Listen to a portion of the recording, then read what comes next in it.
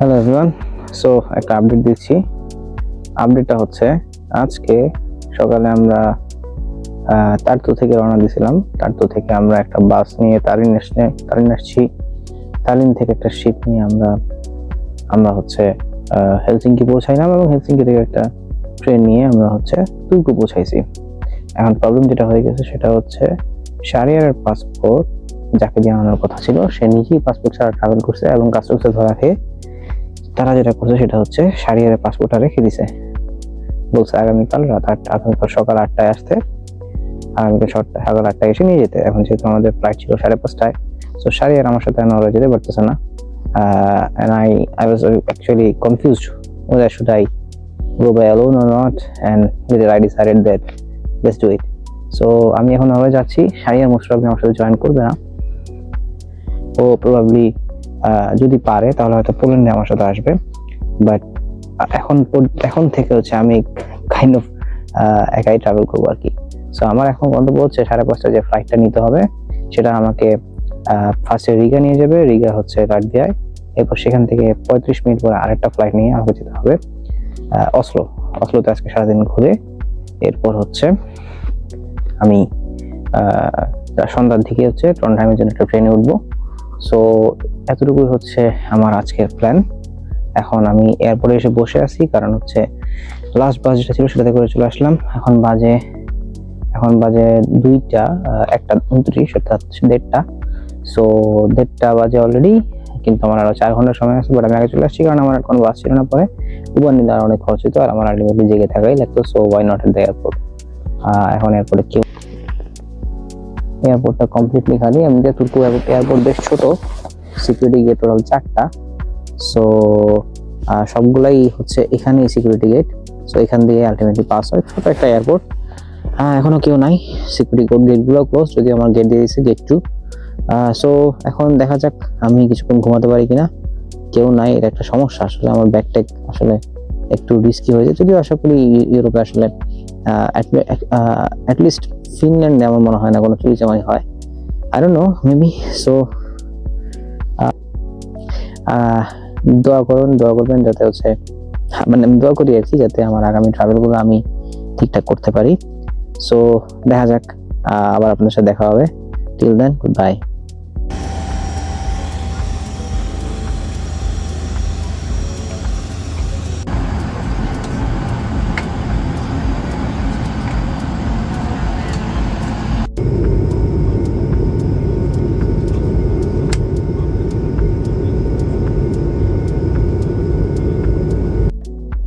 চলে আসলাম guys Oslo central স্টেশনে।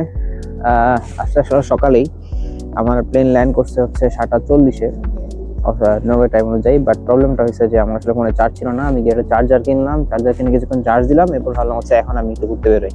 তো এখন 10:30 বেজে গেছে, প্রায় নাস্তা করছি। এখন আমি যাব হচ্ছে এই অসলো শহরের সেন্টারের আশেপাশে যা যা আছে একটু ঘুরে ঘুরে দেখবো।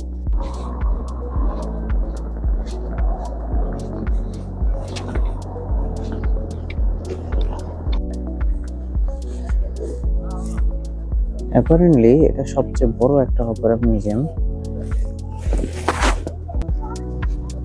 যেটার ছাদে মানুষজন উঠতে পারে।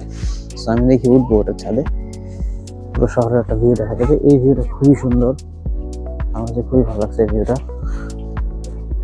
দেখি এর সাথে আমার ছবি তুলতে পারি কিনা। ওইখানে যেতে হবে, ওখানে ঘরগুলো অনেক সুন্দর, নাইস।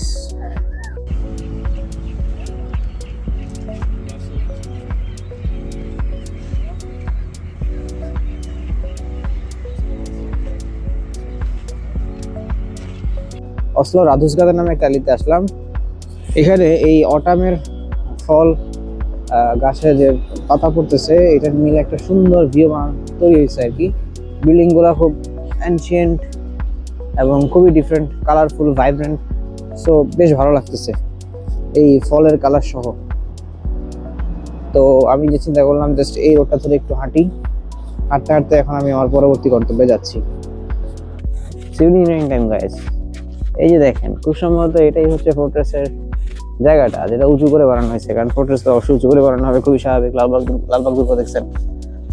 তো বাট এটার যেহেতু এখানে এই নর্ডিক রিজিয়নে আসলে পাথরের পাথর বেশি আর কি। সো ওরা ওদের যে স্লোপটা বানিয়েছে, অর্থাৎ ওরা হচ্ছে যে ইয়াটা বানাইছে সেটা হচ্ছে পাথর দিয়ে বানাইছে। এখন পাথরের কিন্তু আসলে খুব বেশি স্লোপ মেনটেন করা লাগে না, কারণ পাথর ইউজ করছে, মাঝখানে বোধহয় চুনা ইউজ করছে, লাইম ইউজ করছে প্রবাবলি। সো পাথর আর লাইম দিয়ে খুব ভালো রকমের সেখানে সাপোর্ট পাওয়া গেছে, যেটা আসলে মাটি দিয়ে পাওয়া যেত না। আশেপাশে দেখবেন সবগুলা ঘরের বাউন্ডারি ওয়াল সবকিছুতে পাথরের ব্যবহার, কারণ এখানে পাথর বেশি পাওয়া যায়, আমাদের দেশে পাথর পাওয়াই যায় না।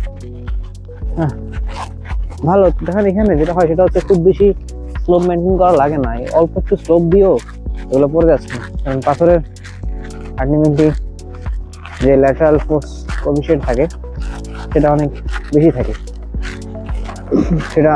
হ্যাঁ, তো যে কারণে ওরা আসলে অনেক বেশি রেজিস্ট্যান্স করতে পারে। যাই হোক, আমি এখন আস্তে আস্তে এই ফোর্ট্রেসে কীভাবে ঢোকা যায় দেখবো। টাকা লাগবে ঢুকবো না, টাকা যদি না লাগে তাহলে ঢুকবো। ফোর্ট্রেস এরিয়ায় ঢোকার পরে এদিকে একটা ওপেন স্পেস পাওয়া যায়, যেখানে এই জায়গাটা লেখা আছে দেখবেন military area no entry. So এখানে ওরা যেটা লিখলো যে এখানে নাকি একসময় একটা প্রিজন ছিল যেখানে বন্ধুদেরকে পড়ানো হতো।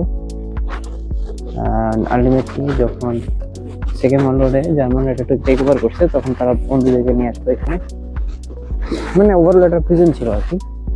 পরবর্তীতে যখন আবার অ্যালাইরা এটা টেক ওভার করছে, তারপর ওরা আবার জার্মানদের বন্দি করে রাখতো এখানে, মানে ওভারঅল ফুল টাইমের একটা প্রিজন ছিল। দেখ আমরা এখন দেখি আর কি আছে ওদিকে ফোর্ট্রেসে।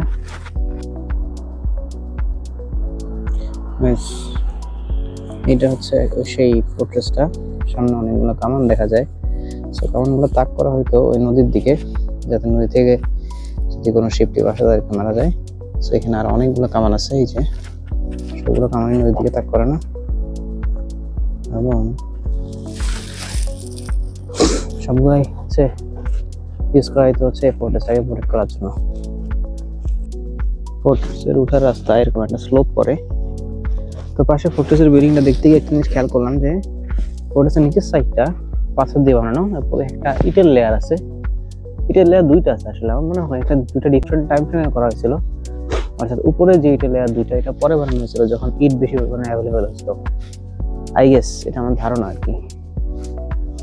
বাট এমনিতে ওভারঅল ভিউটা অনেক সুন্দর। এটা মেবি আমার দেখা আজকের সবচেয়ে সেরা ভিউ। এই জায়গাটা খুবই সুন্দর, যদিও এটা মোস্টলি প্রিজেন্ট টাইপের কিছুটা ছিল, ফাইনালি ভিউটা অসাধারণ। ওদিকেও যাওয়া যাবে, ওদিকে একটা ছোট লেকটা বলবো না, ছোট্ট জলাশয় টাইপের আছে, এটাও বেশ সুন্দর।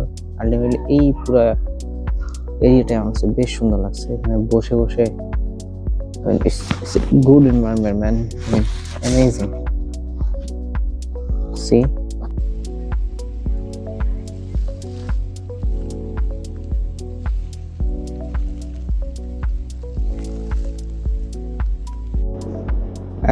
এখন বাজে 5:44, 6:02 আমার ট্রেন এই স্টেশন থেকে। এই সামনে যে ট্রেনটা দেখা যাচ্ছে 15 নম্বর প্ল্যাটফর্মে, এটাই হচ্ছে আমার ট্রেন।